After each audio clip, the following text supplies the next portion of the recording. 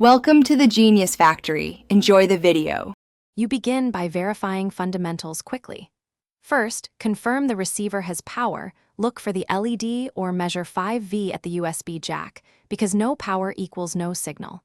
Next, make the receiver discoverable and remove other pairings. Interference often causes failure. Use your phone to scan while you monitor status lights. If you see intermittent LED activity, note the pattern. Once done, secure access with a screwdriver and prepare your multimeter and cable so you can move directly to component checks. Now you test internal circuits methodically. Measure the logic rails 3V or 1. 8V are common because undervoltage kills the Bluetooth radio. If readings deviate more than 5%, suspect the regulator.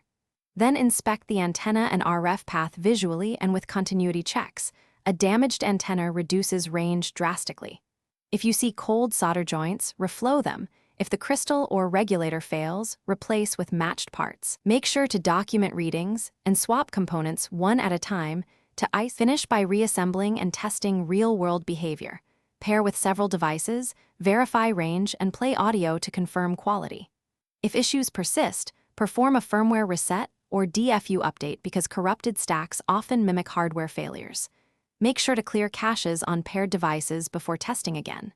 If symptoms remain, compare against a known good receiver to determine if replacement is required.